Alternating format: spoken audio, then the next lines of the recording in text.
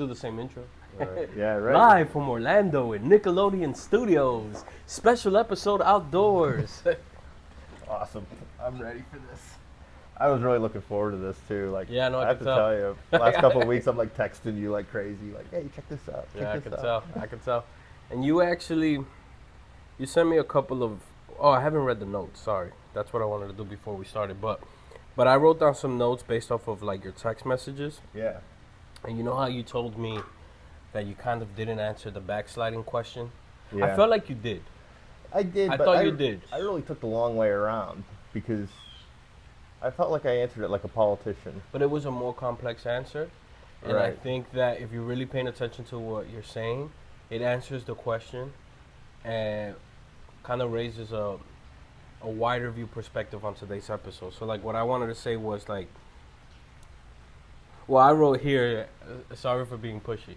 You know, like, yeah. I didn't mean to be pushy, but you actually did answer the question. And in reality, maybe one isn't saved to begin with if there aren't any changes, right? Because that's what we were talking about. If you go back and you backslide, and you kind of went there, you know, you Right. kind of towards the end of the video, you did answer that. And if there are momentary changes in your behaviors, it's really part of the sanctification process, because it's like you said, I mean, no one's perfect. Right. So you said you coined a term there that I thought was interesting. Well, how can I backslide without forward sliding? Oh yeah. You know, and I thought that was interesting. No one's perfect. You know, you're A Christian. marginally forward slid. Yeah. Yeah. And that was coined. And that like I've never heard even that. thought of that. Yeah, you heard it here live now at Drop the Pretense, forward sliding. No one ever acquires a form or status of full salvation mode. You know, like Right. full salvation. Yeah, right. You know, like level 10. level 10 or perfection, you know. And it's just behaviors that show if it's true in our hearts or not. Yeah. And you did touch on that afterwards. And I wrote this note before I caught that, you know, Right. about how there are people who... you ended the second video talking about how there are people who... leaders and people who act like they're Christian, and then they miss the mark. Like, Yeah, you find things out. you find things out. Yeah. But the question that came to my mind is that if we, and you know, this is cliche and this has been said before, but the conversation did kind of touch on that, was like, if we can't save ourselves, how can we unsave ourselves? You know, if it's all Christ that does it, then how do we even have the power to get away from His grace or run away from that? And that's a good topic too. And go ahead, keep going. and the last thing I wanted to say about this is, especially to the viewer, is that, you know, I'm not a theologian, and, you know, please consult God and the scriptures first, you know, before agreeing or disagreeing with anything we say here, because let the scriptures reveal it to you. You know? Yeah, amen. Don't trust us. Yeah, don't trust us, and we're flawed, and we might say something that it's completely off. I have a few other notes, but I'll let you. Good. Keep going. I want to hear them. I also question myself, what are the behaviors that show change? You know? Because you also spoke about people who don't have God and demonstrate those behaviors, right? Right. So what are the behaviors that are unique to a Christian, that almost seem close to people who aren't Christian but have good jobs, raise good children, lead moral lives, you know? So what is it that is a behavior that shows a true Christian, you know? Yeah. That's one. Okay. So we're just gonna leave that hanging there. I want to talk about it. These are my notes. I put my phone away, and then we take it from there. And then that's like a good part 2 conversation. Yeah, for sure. And so I kind of try to answer my own question, and I wrote, but having God is internal with outward expressions. Some people already have these outwardly showcases, but not the internal truth. So backsliding might be a lack of both. Maybe a lack of both the internal and the external. That might be what comes close to backsliding. Yeah. Because there are Christians who are fake, and then there are non-Christians who behave similar to a Christian but don't have that internal truth of Christ. So maybe backsliding is just a combination of both, where Yeah, because like, you know God, and then you stop really having that relationship with God, and you really don't make Him the Lord of your life, or you really just aren't. It's not internalized, and it's not truth to you anymore. yeah, how much of like Christianity is confession, right? Like those who profess Jesus as Lord. I Mm-hmm. think someone who's backsliding in the sense that we were trying to suss out a couple weeks ago was someone like that. I don't think they would be sitting in a group of people professing their love for Christ or talking about how God transformed them. And that's not like sufficient to confirm someone's a Christian, Mm-hmm. because I think it's true. There are people that are going to say things like that, even outwardly seem really good, but later on you come to find out it's like, oh man, they were living a double life. So there's like no guarantee. And I mean, that's really the basis of us understanding why we shouldn't judge. Like that's the concept of not judging, Right. not Right. making value judgments. We're supposed to judge rightly, Right. but I think when it comes to like ultimate judgment, like we don't really have the authority or the capacity to just say, yes, I know 100% that that person's Mm-hmm. saved, or yes, I know Yeah. 100% that that person's lost. It's Yeah. like you can have a good educated guess, but I think you always have to be kind of tentative to let God do His work, Right. because like He can save people at the last minute, like the Right. thief on the cross. Right. So Right. we can't make those kinds of professions. Right. And so maybe it's the same with ourselves. I mean, the So, enemy uses guilt and shame oh yeah, to kind of get us to doubt get ourselves. us to doubt ourselves, and Right. Jesus did say, check the speck in your eye before you go, Yeah. Oh, check take the log in your the eye log in your before you eye. take the speck out of your brother's eye. Right. Yeah. Right. So it's Which like, is profound. focus more on the Yeah. big things in your life, right? So he does want it to work Yeah. it out, right? But then also not where was I going with this? Just you said something, man. The judgment. Yeah. Judging ourselves also. Judging ourselves to that degree of saying, well, I'm condemned anyway. You know, Yeah. I'm condemned. Yeah. So Oh, and forget about it. Yeah. You know, so forget about it. Yeah. It's hopeless. And I have been there, so I know what I'm talking about. I'm talking from first person, where I felt like that before. Yeah, I think that's a good point for sure. Where we let grace do its thing. Right. We pray, we trust, we try to obey, we make Yeah. the changes needed, but not let that hopelessness sink in, because we know that God is greater than what we can manage to do on our own. Right. And I think that effort, and like we're already getting into a pretty deep subject, but I think that effort of um, honoring and pleasing God, I mean, I think it has a lot to do with just how God wants to be able to use us. You know, Satan can't, if we're saved, Satan can't take us away from God, but he can certainly disrupt our witness and our testimony. So, like you can be a really weak Christian, and it's not like a strong Christian is perfect. I know, like, and we were talking about this last night. Like, you get to know anybody, even leadership in the church. All of a sudden, you come to the realization that they're human. Yeah. Like they have flaws. They have things that they deal with. Yeah. That, all right, they're just another person. Yeah. Which in some ways it's reassuring, because you realize as a fellow believer that it's like, oh well, I haven't like missed the mark getting over some mountaintop Yeah. because I'm still a flawed person. It's more like this Yeah. is just the reality of being a Christian that's getting sanctified. And God is using this person that's flawed Yeah. to lead people, teach, Yeah. and He can do it with me too. I don't need to acquire this, like I said, a full status mode of Right. salvation. And what's really cool about that too is that you can go out in confidence and talk about your faith in Christ, because as a Christian, our faith is all about Jesus, not about like, oh, I've made it. Like I'm like this great person. In fact, Mhm. it's almost like, hey, I'm more relatable if I'm being just honest, Yeah. because yeah, I have certain things put together, and I give credit to God on all of that stuff. But it's like that's not because of me, and it's not unattainable, but then there's also just the fact that we're sharing a common experience as humans that are just struggling with life. And I think that's a good way to proceed. But anything else on your notes? Just a note, but you just touched on it, that in the last video you were right about people who claim to be Christian, and after probing further, you realize it's just from the mouth out and not from the heart. Um, I do encounter that, you know. Yeah. And then you ended the last video. You spoke about interesting trials you went through regarding leaders who turned out to be duplicitous.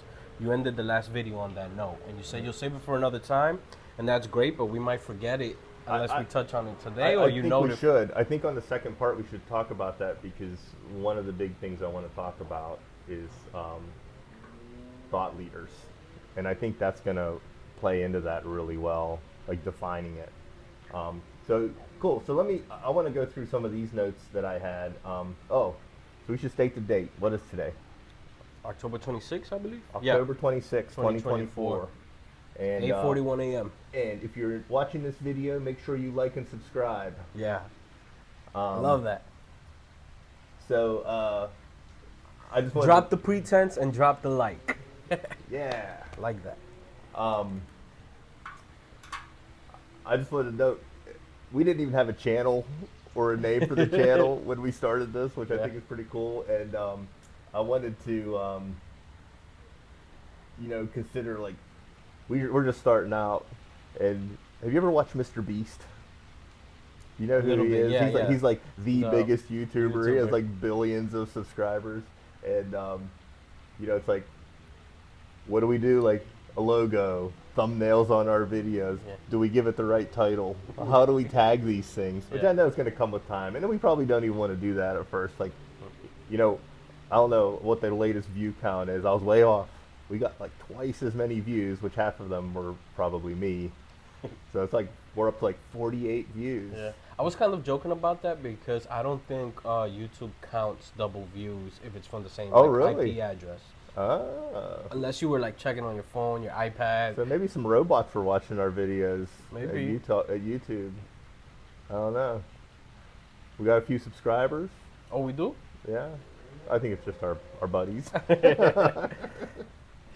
It's funny you said that though, because this morning, before I got here, I was actually thinking like, oh, let me go. After the podcast, I'm probably going to work on creating some logo ideas. I think that's a great idea. Yeah. And we'll just have to figure out how to put thumbnails on and stuff. So like we're kind of like for the world letting them know, it's like we're novice at this, and we're trying to figure it out how it works. Abigail and I have a family vlog YouTube channel, so we kind of know. Oh, okay, good. Yeah. Good. Well, I don't know. Yeah, so but I'm gonna have to learn. But we'll do it together. I'll teach you what I know, and then we'll learn new stuff together. Yeah, I think that'll be awesome for sure. And one of the notes I took is that I felt like, and this is just personal for me, I felt like I didn't do a great job answering the question. Like, I think when we ask each other questions, there's a couple components that would be really helpful. And I'm just going to use this as a little bit of a segue, but I want to get back on the question. I watched Donald Trump's podcast from last night with Joe Rogan, and like one of Donald Trump's biggest things is that he's not like typical politicians. They literally will dance around the question because they don't want to answer it directly. And Trump is like, they called it weaving, like they'll weave like a tapestry, but it gets long-winded. Like he doesn't just stop and say, hey, what was that question again? And what does that question mean? And then like, what's the direct answer, rather than just like indirectly dancing around it for too long. And I know I indirectly danced around. That's what you did. The questions too much. And I got off on tangents too much too. So I really appreciated the times that you interrupted and basically said like, hey, wait a second, we didn't really answer this question. Like we're going off on a tangent and we didn't really answer it. So that was really useful, because sometimes I'm sure you're sitting there thinking like, are we really on topic? And And there were some other times that let me see here.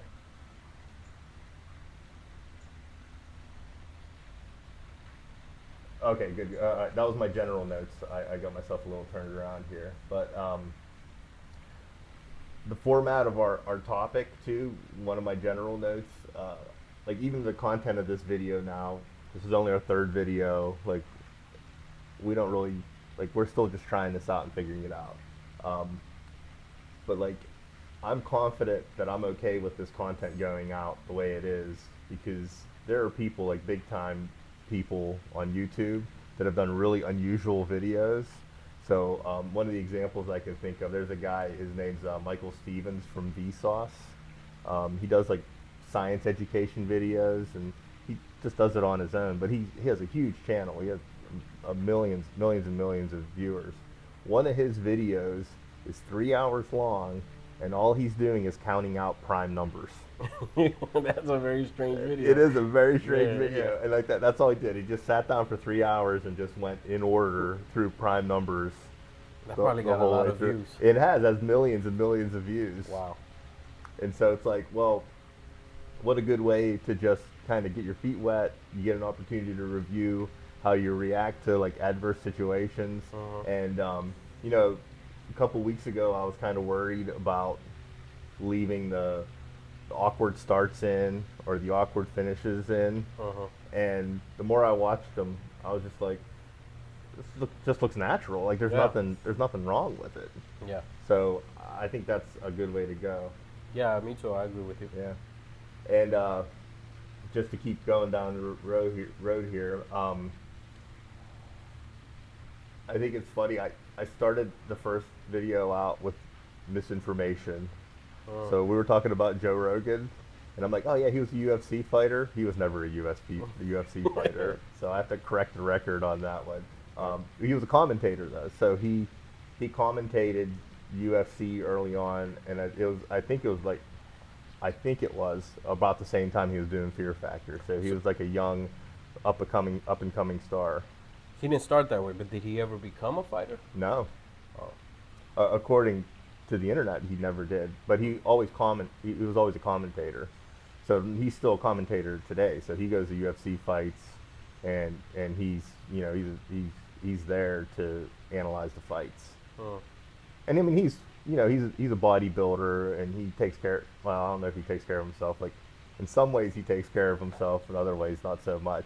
Yeah. But I mean, he would say that he's like watching his diet and exercising, and he's in good shape. But then, he smokes whatever's put in front of him, and he drinks whatever's put in front of him. But from his perspective, he's balanced. Yeah. Probably not, but he thinks he is. But some of those UFC fighters might have the same kind of regimen too. Yeah. Healthy eating, but they'll drink and smoke, whatever. Right. Right. And some of like the little bloopers I had, which were kind of funny. I was talking about Pittsburgh, and I said Carnegie Mellon instead of Andrew Carnegie. I don't know if anybody would catch that, but Andrew Carnegie? Andrew Carnegie was the steel tycoon that started the steel industry in Pittsburgh.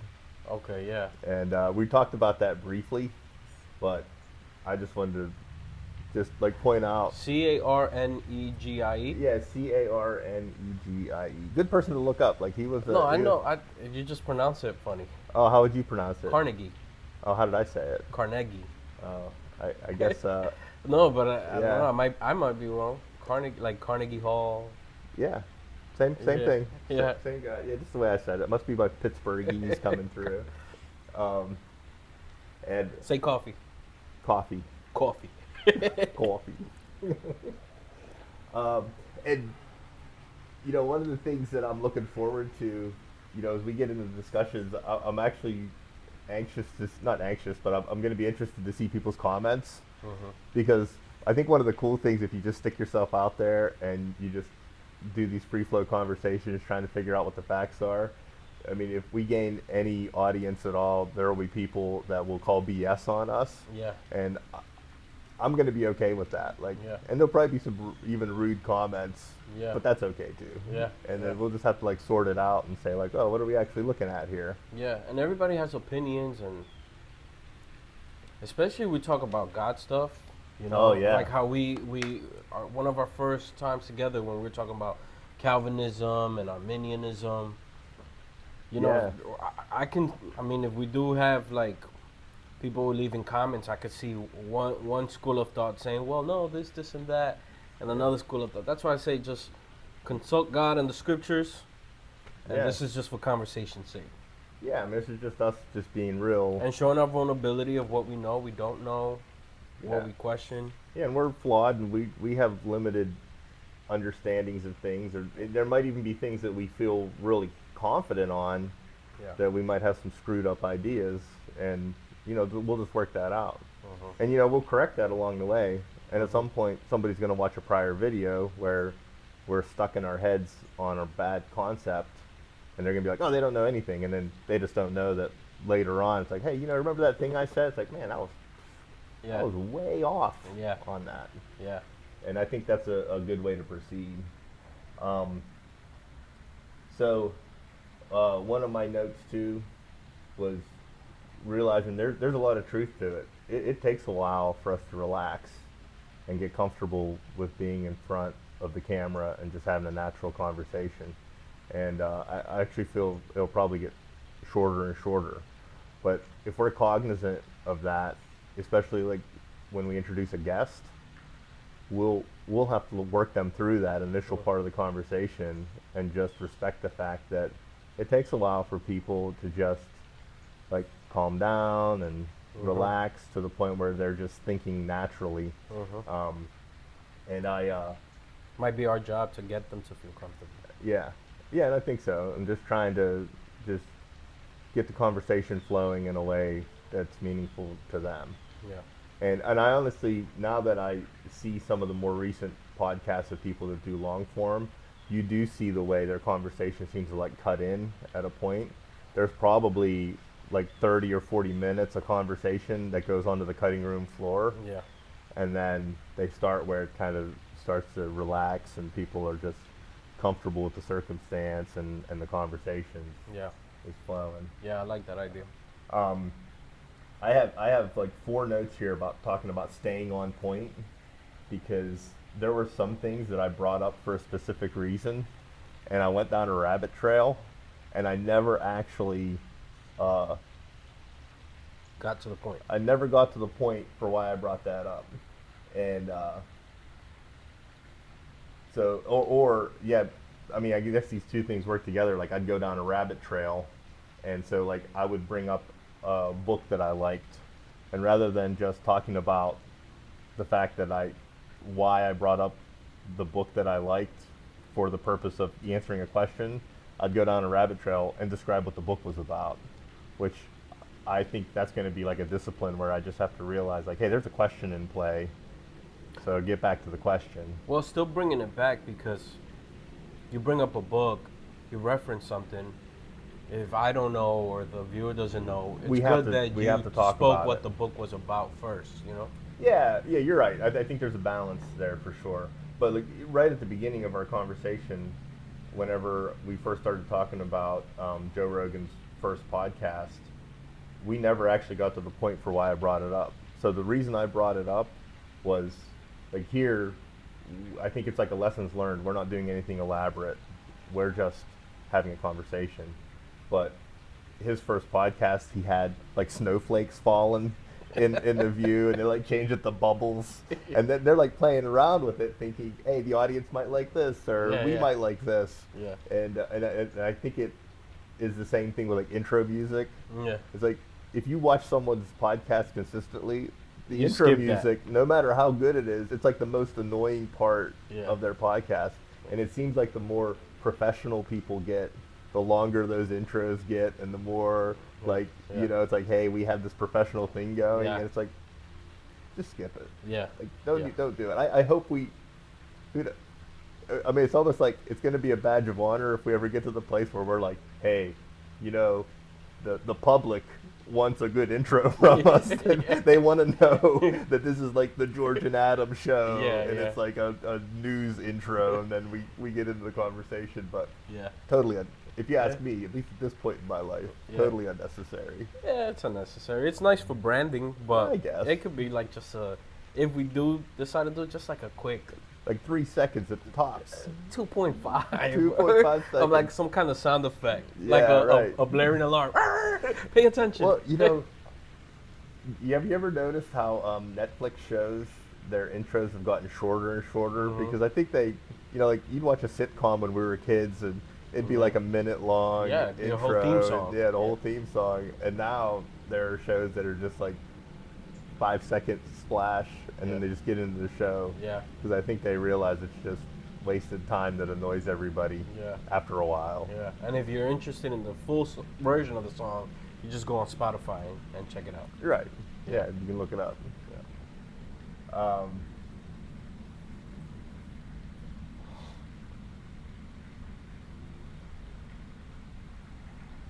I know I misuse some terms, so and I don't know, like this is almost like for personal correction. Sometimes I talked about something whenever I was a kid. Oh, whenever I first watched the MTV music video at my neighbor's, and I called it an impact memory. I think that was a misuse Of that term. Yeah, for sure. So what's an impact memory? Well, like an impact memory would be like, where were you when the Twin Towers were hit? Mm-hmm. Like that would be an impact memory in the sense that you have something so big happening in your life. It doesn't have to be a global thing, but it has to be like not just a memory that stands out to you, but it's the kind of memory where like something so profound is happening in your life Yeah. that like your brain is just like recording everything. So like the Twin Towers when they were hit in 9/11, I remember exactly where I was standing at my machine as a machinist when the program manager came out and told us that one of the Twin Towers was hit. And then I remember him coming out again, the other one was hit. Yeah. And then I remember them announcing that they were going to send us all home from work for the day because we just didn't know what was going on or if there was going to be more strikes. So like to me, those are impact memories. And how did you use it? I just used it kind of casually, and it's a significant memory because I still remember sitting in my neighbor's basement whenever I watched MTV, the Thriller, Michael Jackson's Thriller on MTV, and that memory stuck with me just because I just remember standing there in awe, watching this nice color TV. Oh, and by the way, I was raised on a black and white TV that was 13 inches, not a color TV. Really? I misspoke on that one. I said, hey, I had a little 13-inch color TV, and I'm like, oh, that's not true. It was a black and white TV. But how did you have a black and white TV? You were born what, in the 70s, right? Yeah. Late 70s? Yeah. Mid to late 70s? So like all through the early 80s, I don't know when we had our first color TV, but yeah, we were watching a black and white TV. That was. You guys were behind. Oh yeah, Yeah, that's my okay. point. Yeah, That's my point. We were behind. Yeah, yeah. So from my perspective, that was normal. But as soon as I went over to any neighbor's house, I would see a color TV, a decent sized TV, cable. It was just like, oh, it's like, this is amazing. So it's safe to say you didn't have an Atari? My buddy did down the Yeah. road, and that would be a getaway for me. We'd go play his Atari. Yeah. Those things stunk. The remote control, or the joysticks were the worst. Yeah. I was very small when the Atari came out, but Yeah. now it's a memory that Yeah. I just remember having an Atari. My biggest video game memory is Super Mario Brothers, Oh, yeah. and I didn't have it. I delivered papers at an old folks' home, Mm-hmm. and there was this guy. I don't even know why he had it, but his family brought him in a Nintendo, Mm-hmm. and he would tell me like, "Hey, why don't you play this a little bit?" So I'd be on my paper route, and I'd be there. I'm like trying to figure out how much time I can kill before I'm Yeah. too late going home. I'd Yeah. be there for like 20 Yep. minutes or a half an hour playing Yeah. Mario Brothers, and Yeah. that stuck with me. I remember thinking, man, the graphics on this are so good. Can they even get any better? Yeah, wow. Yeah. I saw a meme the other day, a video of how early 2000s, or Nintendo 64 graphics, and this is already advanced, how they look. and it's a guy with a stocking wrapped around his face. So, and he's like, Yeah, and we thought it exactly. was good. Yep, exactly. Yeah, I got Super Mario 3 as a Christmas gift the year it came out. It was like a big deal. And in New York, I remember it was being promoted everywhere at toy yeah, stores, and my uncle bought it for me. I remember that. yeah. The very first game system I ever bought was PlayStation 2, Hmm. and I bought it because a buddy of mine that I worked with, he showed it to me, and he had Resident Evil, Oh, and I just was like enthralled by that game. yeah, It was Resident Evil 2 on PlayStation 2, and he's like showing, he's like, hey, yeah, go play this a little bit, and it was like scary. It was like it was a thriller, and I was like, I need to get one of these. So yeah, I bought a PlayStation and bought that game. yeah, And I bought a handful of other games. I had a couple good games, uh, but I got off of. There was a point in my life where I just realized like I can waste a lot of time doing yeah. this. I never got into gaming. Yeah. I had Atari very as a small child that I don't really remember too much of it. Then I had Nintendo and Sega Genesis and Sonic, and by the time Super Nintendo came out, I didn't have that console. Other people had it. I would play when I would visit people, friends or family that had it, and I went many years without really having an interest for video games, unless I went to a friend's house and they were playing. Yeah. But it really wasn't my thing until I became an adult. I mean, I'm still not a gamer. I'm not Okay. really Do a you gamer. have a game console? But I have a PS4 Okay, nice. that my wife bought me as a Christmas gift, because by this time having a console is like you're having a DVD player, a streaming Right. device. Yeah, they're powerful. Yeah, so it's good. Yeah. And so I got into a few of the games in the last 5 years. Okay. But I again, I don't even finish the games. really see that was my downfalls. I'd get pretty obsessed with some of these games, and I'd be up sometimes like 2 o'clock in the morning on a work night, and I'm like, I gotta put this down, and I'm just playing and playing. It's like, Yeah. oh, but I want to see what's behind that door. Yeah, Like, how yeah. do I unlock that door? Yeah. And after a while, I'm just like, yeah, I think I can Yeah. spend my time in Better. more meaningful ways. Yeah. I mean, there are a few games that had me like that. Yeah. Where it's like, okay, no, I gotta finish this game. I Yeah. gotta complete this. I already And that's the hook. The sunk cost fallacy. Yeah. Well, these are actually good games. But they're fun, right? Yeah, I mean, it's not even yeah. like it's addictive. It's Yeah. genuinely addictive. Yeah. But I sympathize, and I'm sure a lot of um, a lot of our friends and people that are younger than us, probably even older than us, they can relate with that because they probably love. A lot of people love gaming. Yeah. I worked with this guy. I don't know at the time. He was probably in his early 60s, and he was a big time gamer. Yeah. Like he loved gaming. Mm-hmm. So it's not just for kids. No. Yeah. Yeah. Yeah. Definitely. Guys that are way older than us are into it. So one point I asked the question, is Lisa proud of us? And so she did watch our first videos, and We failed. no, she was actually good with it. Like Uh. her biggest pointer was what I told you. She just wanted to make sure that I either empowered you to interrupt me, or I didn't jump on the opportunity to interrupt. Check yourself. Check myself. You sent me a message that she said that you interpreted me a lot. What does that mean? Interrupted me. Interrupted is what. Okay, so did- then it did was a typo. It was a typo. Interpreted me. Yeah, Alright. interrupted. Yeah, yeah. Yeah. Oh, like one of my points too was there was a time I brought up YouTubers, and it's not like I've known them for a long time, but I was really surprised that my memory recall was so bad, and I still think it was just because we were on video. So I was talking about Warren Smith, that one guy that had that YouTube video where he's talking to a kid about J.K. Rowling. Oh yeah. And like after the fact, and I think this is where I'm starting to, this is like a good, we get perspective doing this.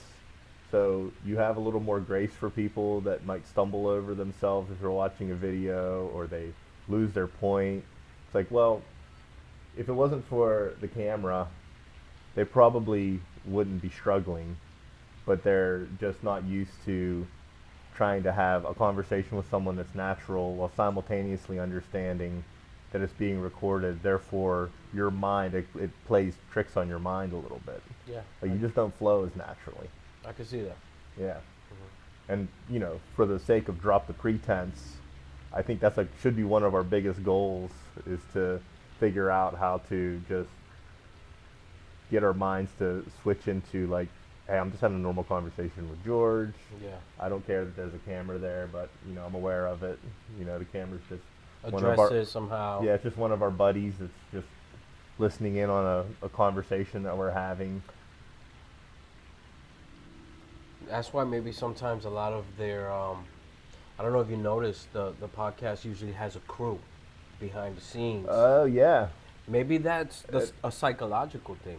And that probably helps. Like, and I think maybe that's a good way to introduce somebody else who'd be interested in being a part of this. Is like, it would be great because you could have that person as a crutch. Because it'd be like, hey, can you? And that's what happens, right? Hey, can you look that up? Yeah. It's like, hey, when did this happen? It's like, oh yeah, that. I think it's a great idea if we get someone like that. Just from the side, it's like, hey, that happened in 2005. You know. We should get someone like that. Yeah, right. Man. We should. Hey, when did MTV start? Yeah. Was it 1983? Hey. Yeah. Bob. Maybe even someone who's like camera shy. Yeah. Because they sometimes don't even come out. Yeah, right. You never see them. Yeah. Yeah, there's a lot of, you're right, there's a lot of shows like that. That's a good idea. Note to self. Yeah. We'll put that down. Who wants to volunteer? Yeah, we're looking for volunteers. My next note was, I thought we got pretty personal last time, which I think was good. Like, I'm glad it's out there, and I think we were pretty measured too. Like, we did a good job not, like, dragging people into the conversation that, you know, like it might be a little too personal. Like if we're dealing with like things that are past embarrassments, it's like there's other people involved in those things. My Tweety Bird tattoo on my lower back. Yeah. I'm kidding. I don't have that. Yeah, he's not kidding, no. No Diddy. So I think overall we did a good job of that, but I hope that what we end up going to is topics that other people can look up. So like, if we're talking about our faith, like, and we're talking about Calvinism or Arminianism, I don't know why we keep talking about that, but that was a fun conversation. That was a really fun one, yeah. So like I'm hoping that we can find a way to get a repeat of that conversation. Yeah. But those are the kinds of things people can look up, and quite frankly, I don't think I'm interesting enough to give my life story to a broad audience, because I think for the most part people won't care. Like I want to draw from my experience, but like my autobiography is, I mean, it's interesting. I'm not trying to downplay it. It's just like it's not the draw. The draw is like, hey, how are we processing current events? Like even like last night's discussion, like ferreting out like what's going on in the news today, or what's going on in the church today, like live things that are occurring. We can talk about. We should be able to talk about those things.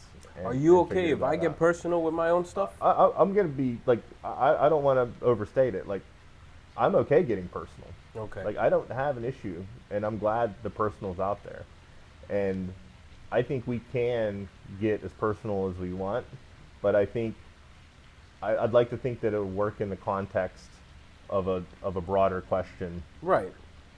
Does that make sense? Yeah. It's relevant to the conversation. It's relevant to the conversation. Yeah. But we just spoke about video game consoles. Yeah, that was fun. It was fun. Yeah. I think it's a little irrelevant to what we were talking about. It sure was. But then if we don't have these, and we start censoring these little side conversations. I don't want to censor it. Right. It's not good. Yeah. Or I mean, not censor it, like cut it out, but I mean like, okay, let me not talk about that because then it removes the natural. Yeah, and I'm only saying it not to, I don't want to draw like a line in the sand. I was just cognizant of the fact that we spent like, and I think it was good. Like we spent a lot of time introducing ourselves and just having a personal discussion, getting to know each other. Yeah. So, I mean, my life could be pretty boring too, but Drop the Pretense, the authenticity that we want. I think that if we start getting more of an audience, I think the audience that we would want, or not that we would want, that will probably be interested in what we are talking about, Yeah. would probably appreciate the simpler personal stuff. They're Right. not looking us up because we're celebrities and have an interesting life. So whatever is boring and simple is relatable to them. Right. You know what I mean? Like they may think, okay, my life Yeah. is not as boring as I thought because other people go through. Yeah, this. like similar Similar experiences. things. And you're And I right. do have a few stories that are not that boring. You know, that are might be fun to share. Yeah. No, that's a good point. That's a good point. And if that came out wrong, like I'm going to be in the same boat. So I totally agreed with everything you just said. And I have some fun stories to share too. And I'm going to go back and say I think we actually set a very good example of the way we conducted ourselves a couple weeks ago. Like I think we did a really good job doing exactly what we're doing now, just flowing through the conversation and just letting it be what it is. Mm-hmm. So we're on the same page. Yeah, well, I noted some funny moments that we had. I thought it was funny when we were talking about Jordan Peterson's first video going viral, and it was like the viral moment. Oh, you remember that? Do you remember that? I did that, right? Yeah, No. you did. No, most of the funny moments I attribute to you because that was good. The toilet books. Oh yeah, and that's what I mean. If we don't, that's entertaining. That is entertaining. You know, we hold back when say, let your personality shine, let my personality. Exactly. You Yeah, know? for sure. Just who we are. So everything I say is definitely in that context. Yeah. Like Mhm. that's the core, Mm-hmm. for sure. I thought it was funny whenever I was talking about getting held back in first grade, and I said, A, like, this was what's going on, B, this was what's going on, and it's like, I didn't have a C. That's why you got held back. That was good. And we talked about the sunk cost fallacy and Forrest Gump. Oh, that Like, was that was funny. Yeah, abandoning- that was a great reference for Yeah, that. that was Yeah. hilarious. And one of my favorite was when we were talking about apologetics, and it's a direct quote from you. Yeah, apologetics. I'm sorry I'm a Christian, but what I'm about to say is going to offend you. Yeah. So yeah. I feel like they should redefine the word apologetics and make it that instead. Yeah, right. I like that. Yeah. But that was it. That was all my notes. So Webster, From if you're the first listening, one. change apologetics to I'm sorry, I'm a Christian and I'm sorry, but what I'm about to say is pretty offensive. Yep, it was good. But yeah, I really enjoyed it. So, how do we want to shift the conversation? Do we want to kill this here, or do you just want to keep rolling? I just want to end it on a meme that what I just said reminded me of. Have you seen that meme, that video of Shia LaBeouf as like a monk? And then it says like, Should I look it up? yeah, look it up. All right. And it just made me think of the apologetics thing. They'll use it in different ways, but let's say like when you start dating a girl and you see that she has crystals in her room, and it's Shia LaBeouf going, "Say Christ is Lord, say Christ is Lord, say Christ is." You gotta look it up, man. It's funny. Shia LaBeouf as a. Christ is Lord. I don't know. It's one of my favorite memes. Let's try that. Yeah, that one.